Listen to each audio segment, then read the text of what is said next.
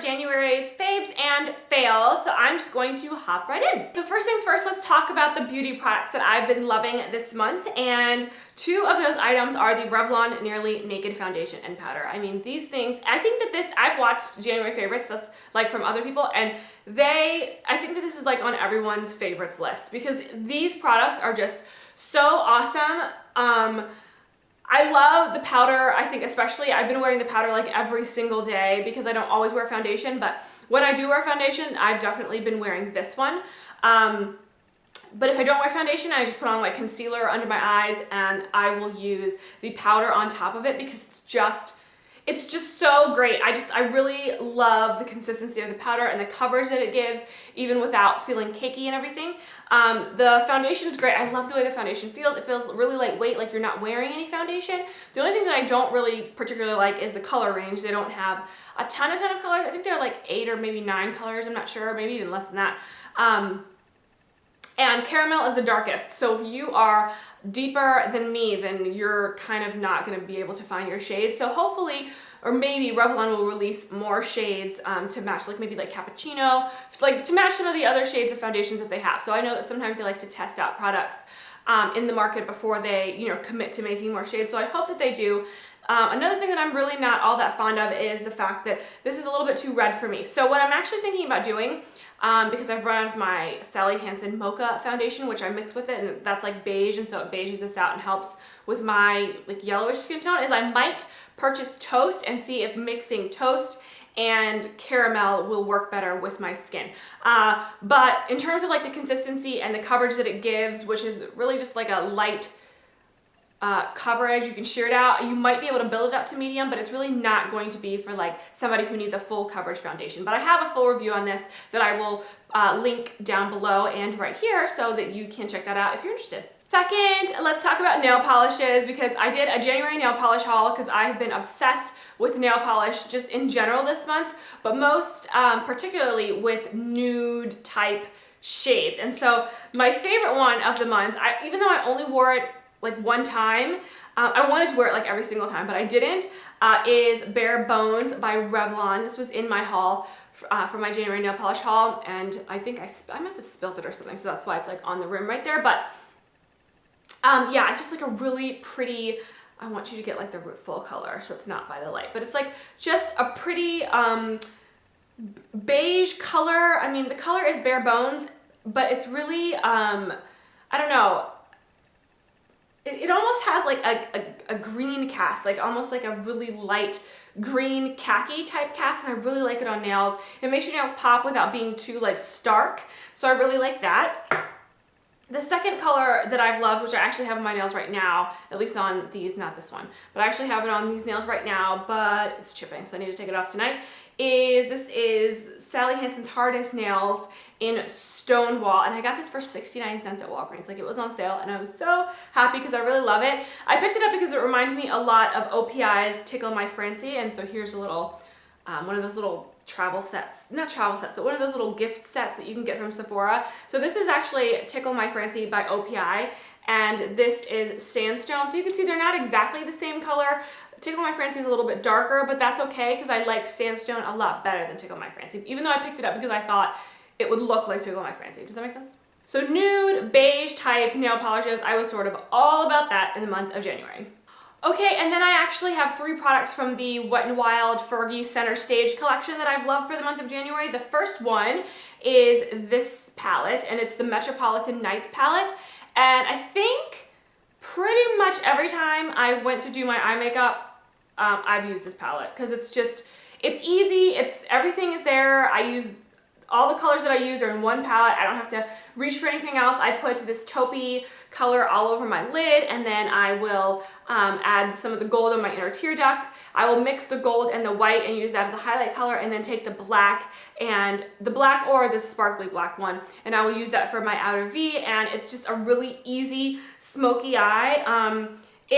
The colors blend really well together, they look really well together, and they blend really well on your eye, which I love. There's super pigmented though, so I would definitely suggest not doing your whole face before you do your eye makeup if you're going to use one of the Wet n Wild palettes, because especially the ones with shimmer, even if you tap your brush, there's gonna be a little bit of fallout. So I would just not do like your entire face before you did your eye makeup, if that makes any sense.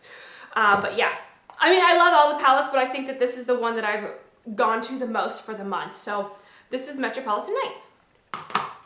I've also been using the Wet n Wild Fergie eye primer. This is for my Primas, and I really like this eye primer. The other day I had to wear my makeup like all day long, and I never have to wear makeup for like 14 hours straight, but the other day I had like so much to do. I had like errands to run in the morning, I had like pictures to take, and then I had to film a video, a February giveaway video with someone, which you will see on Thursday. So today, you should be watching this on Sunday. So on Thursday, you will see the February giveaway video. And so I had to wear my makeup all day long, and this is the primer that I used. And I was really, really impressed by how well the eyeshadow stayed on, and like how like pigmented the eyeshadow still looked after 12 hours of wearing it. So I'm really impressed by this.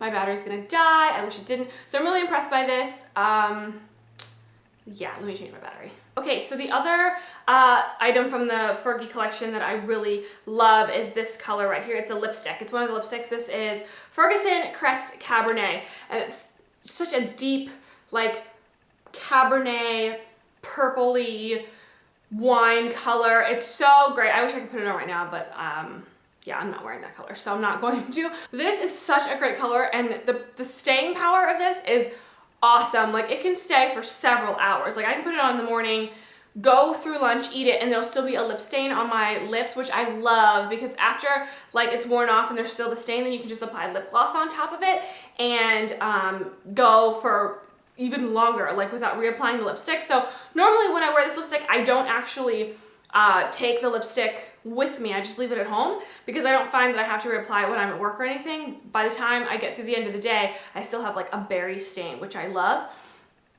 I have been applying it with a lip liner though. I've been applying it with Jordana's Cabernet, which I don't have here with me. I guess that would be a favorite as well, but yeah, I've been applying like Jordana's lip liner in Cabernet, which is a very, very similar color to this, and then applying this color all over my lips, and it makes it stay on forever, which I love. Like I was talking about how after it becomes like a stain, I put like a lip gloss on top of it. I actually rediscovered this in my collection. It was in like a purse or something that I haven't used for a while, and then I don't know, I think I was cleaning it and I found it, but it's the Revlon Super Lustrous Lip Balm, and this is in the color Pink Crystal, which is this color here. And so once I get that berry stain on my lips, I apply this color on top of that, and I can like reapply this color, and because it leaves like a really nice pink to your lips. You can wear it just plain, but I like to apply it over my lips after I've used Ferguson Crest Cabernet. Yeah. I apply it on top of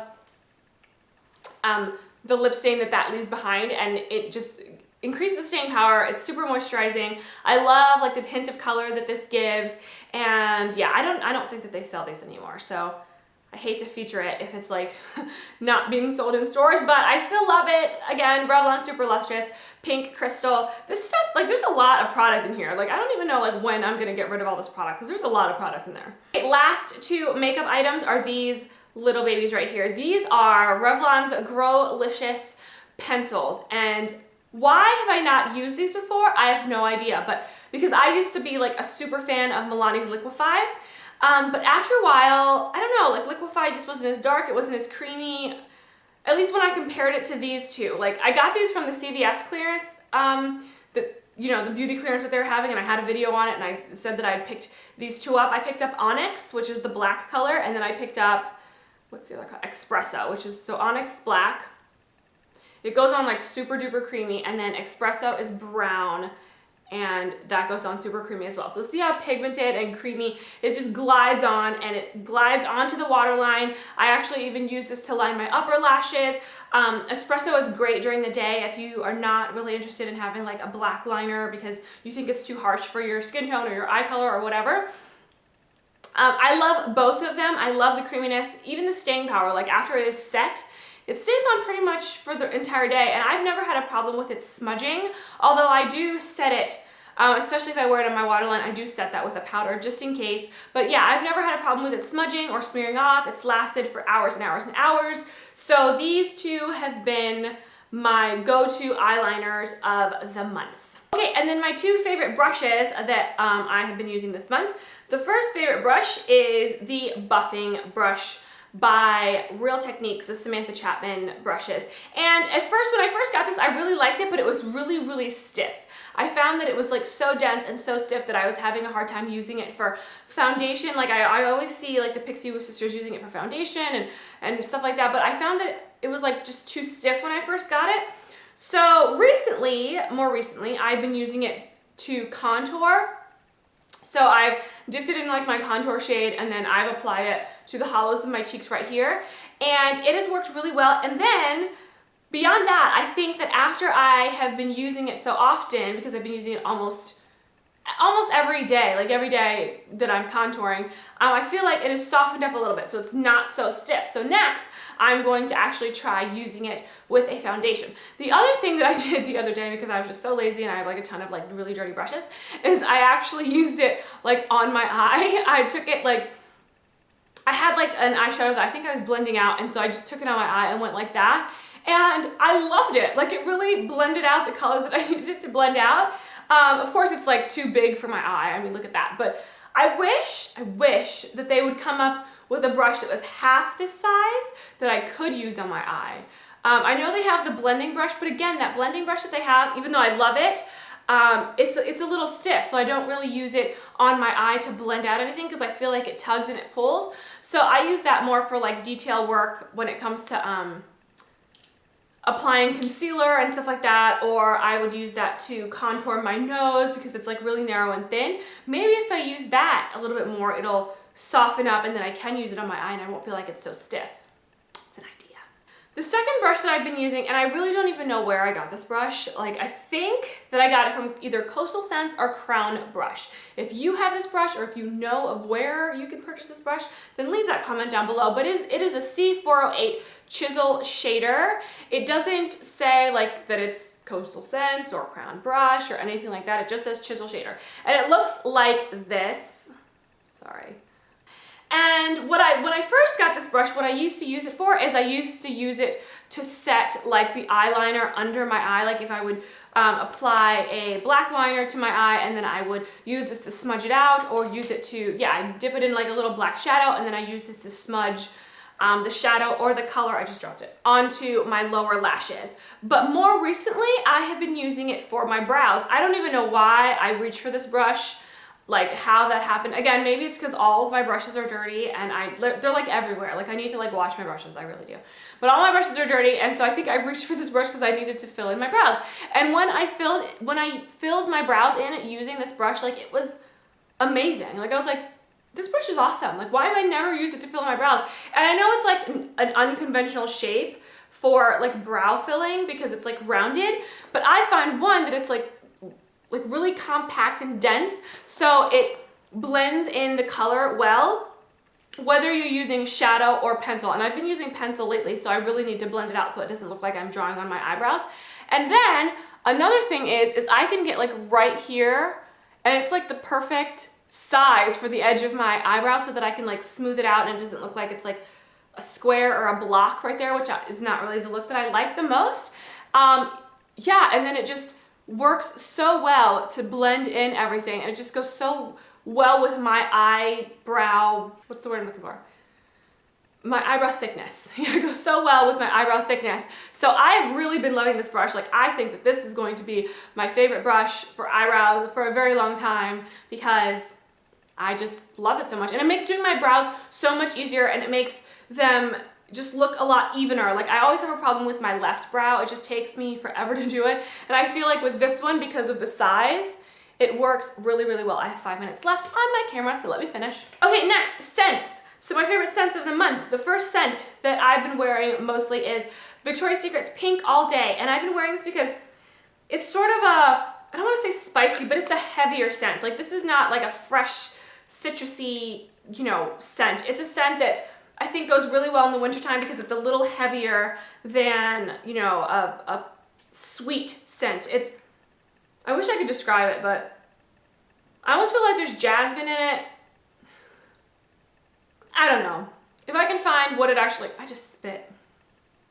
whoops, if I can find what it's supposed to smell like the description, I'm terrible at describing scents, but if I can find like the description of the scent, then I will put it right here so that you can read it. But it smells really good. I think it's really great for winter. It's not something that I would recommend for daytime in like the spring and summer because I think that it's a little heavier than that. So, but for nighttime in the spring, I think it will be great. I wouldn't wear it during the day. It's just a little heavy.